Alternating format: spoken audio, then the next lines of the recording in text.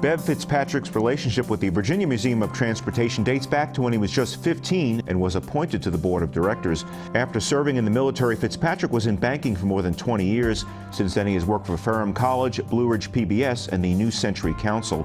A former Roanoke City Council member, Fitzpatrick returned to the museum as its executive director in 2006. He comes from a notable family. Brother Eric is perhaps the best-known artist in Roanoke, and his father was a well-respected judge.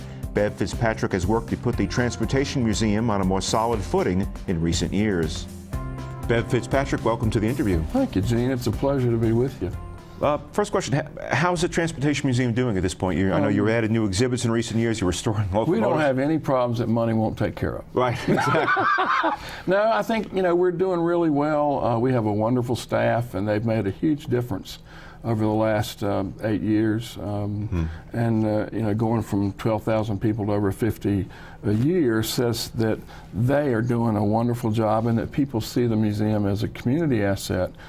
But also in our case, a third of our folks come from out of state, which makes us very different as an attraction in Roanoke because nobody else has that similar number. What I want to do is grow us to 100,000 and still keep that third out-of-state component because those are the people that spend the night in motels and eat and have fun and shop. That's where the money comes back in from my old territory of economic development. Right. How, when passenger train service gets here, Bev, how important do you think that'll be for attractions like the Virginia Museum of Transportation? You're going to be right down the block from the passenger train station. When they get off the tracks, you might have a sign, or people will be in the train mode. Do you think it'll help your business? Oh, yeah, I don't think there's any doubt about it. You'll have families that travel by Amtrak because it's less expensive than flying. You'll also have a bunch of folks that are rail fans that will have a new way to get to Roanoke. And, I think just having rail service, period, is going to change a lot of things we don't understand yet. It's not going to change overnight, but when you look at this train being the one that makes, and it depends on how you cover this income thing, because the state of Virginia pays for this train. Right. But it's the most sought-after train on Amtrak and doing better than any other train. Well, the one they added in Lynchburg, the new trains have been exceeded the projections by about 3 times. And this is the same train. It's in Lynchburg. It's just going to go an extra 50 miles. So we feel really good about the numbers and what that's going to do. I'm chairman of the Smartway bus. Which is the bus that goes to Lynchburg to connect it to Amtrak. We're averaging 47 people a day going to get the train in Lynchburg. That tells you that the ridership will be higher when it comes to Roanoke. And that's way above projections as well. Oh, we had no idea what was going to happen when we did it. It seems like, Bev, the Transportation Museum, not that many years ago, seemed like it was sort of on the ropes. The roof was coming off at one point, and and the thing is, is this the official Museum of Transportation for Virginia? Yes, it is. But you designated by the General Assembly. But you don't get money from the state, do you? Not a penny. Not a penny. Has that ever, is that something, did it ever supply money, or? There has been some money in the past when things were good in Virginia, but because we're not a state agency, in what we call lean times, they don't support those. Well, we haven't had support since I've been there, basically. There was some committed money before I got there, and I think they got maybe $350,000 a year at one time. Really? Which is a really sizable amount of money. If we had that today, it would make a huge difference in our level of progress. But the operating funds, as you hear from everybody, and not just in Roanoke, but in other places for nonprofits, is where we're having the biggest challenge. We can get capital funding easier, to do big projects, but you've got to pay for all the operating, keep those people doing what they do. The people have made the difference in our progress, not the capital. Right. We should point out that it seems like an automotive gallery, an aviation gallery have come online. And a big thing now is restoring locomotives. And the big one is, as we go to taping, about maybe halfway through, the 611 locomotive. 611's about halfway through. I was down in Spencer, North Carolina, Tuesday checking on it. It's amazing to see that locomotive without the streamlined shroud. It's all rusty and all that, and you go, oh my gosh, they took the queen and they've hurt her. Right. But it's a magnificent process. I'm not a steam locomotive, mechanical guy, but I've learned so much during this process about how significant 611 is. It's actually the most technologically advanced steam locomotive in the world. And nobody's done anything better than that since it was built and run into the late 50s. And that's why people come to see us, because we have 1218, which is the most powerful of its class in the world. And we've also got the one coming on loan from St. Louis, 2156, which is the largest locomotive designed and built in Roanoke. Now, your plan is to get the 611 to the point where it can actually work again and Yes. run excursion trains. Should be running again by next May. Okay, so and you feel pretty good it's going to happen. Yep. The other thing, and this is one of the most interesting sides to this, we have to have a building to put it in. Because if you leave it outside after you put these new flues and you get heating and cooling, contraction, expansion, then you get water in there and then it rusts. Right. Well, you need to keep it in a temperate environment. It doesn't have to be too hot or too cold to keep the water out. That makes it last. Our goal is to run it for 15 years before we have to go back in and do the same thing again by federal law. Okay, and of course, have you decided on a building site yet? I know that there was some issues because of where Amtrak wants to put their train station. It appears that Amtrak's going to put their servicing area at the station. Okay. So we look okay. In fact, we go to our board this afternoon with several designs of the building and placement. It'll be on museum property, but we've tried to figure out where we can get the tracks to work right. But without Amtrak needing to come through, we're moving forward. Okay, okay. You have an interesting connection to the Virginia Museum of Transportation. You were actually a board member at age 15? I was. How'd that come about? Well, I'm not sure. Arthur Owens, who was city manager, was a good friend. I used to go down and eat with my dad and many of the city folks when I was off from school. And he knew I liked transportation, and he called me up one day and said, would you be on the board? And I actually went on the board before the museum opened. Of course, the best part of being on the board during that time when 15 was getting out of Patrick Henry High School to go to the board meetings. There you go. I wasn't a substantial player back in those days.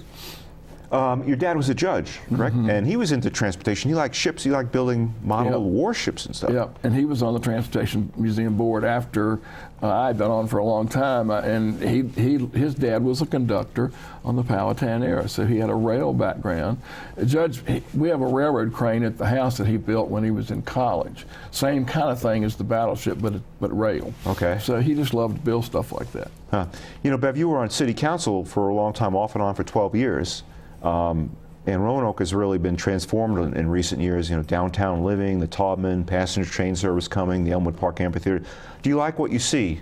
Yeah. And do you feel good about what part you played on city council votes? And most people don't know, Dominion Bank was a great corporation to this region.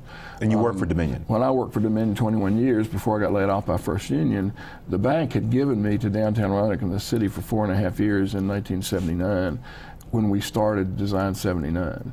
And the bank paid my salary that whole time, and we went all over the United States looking at what works in downtown and what doesn't. And one of the important things that we look at today is those major components or caveats are still right there. You know, people won't walk more than 300 feet. They don't want to go where they can't see. All those kinds of things. And I think Roanoke's done an incredible job because we have such a compact downtown, and critical mass is what makes things work. I don't see anything we've done so far that doesn't fit that, and I'm really proud of what Roanoke's been able to do.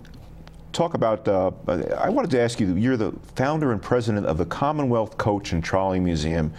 What is that? And I know I've asked you that before, but that's something that most people have never seen. It's a bus and trolley museum that was formed because at the time the Transportation Museum did not want to house buses. When I was on the collections committee at the museum, we had gotten 5. And I got a call one day and they said, we don't want these anymore. Why don't you start your own museum? Well, that wasn't quite my intent.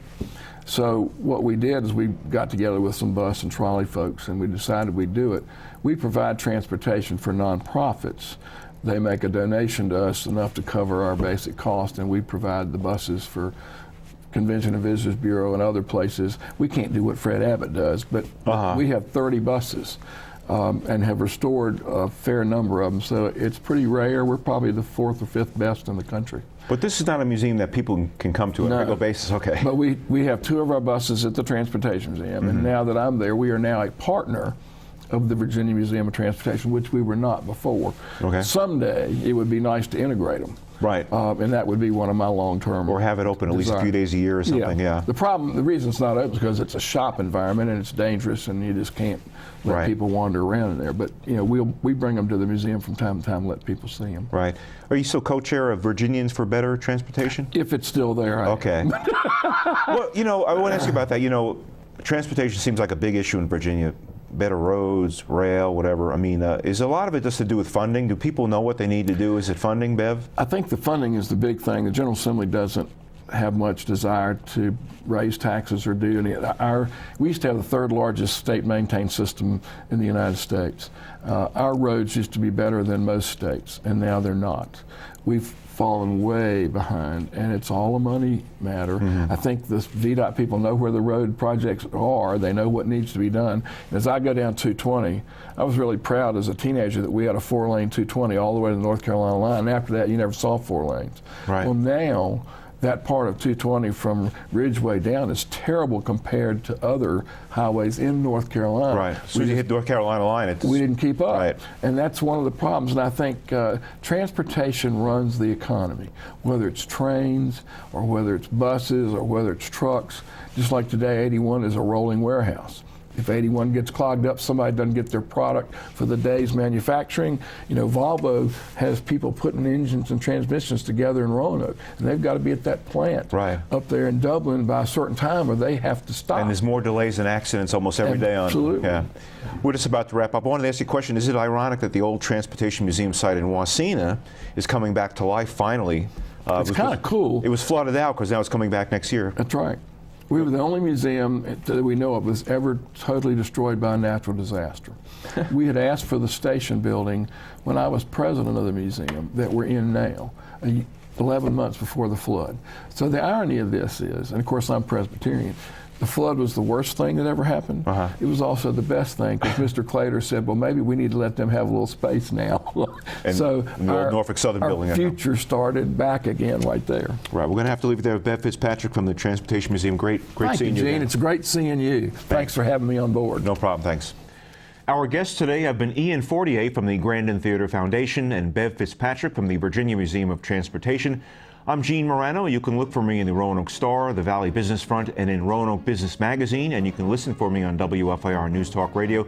Don't forget, you can watch segments of the interview online at YouTube. Just search by my name or go to the Cox 9 website. Until next time, take care.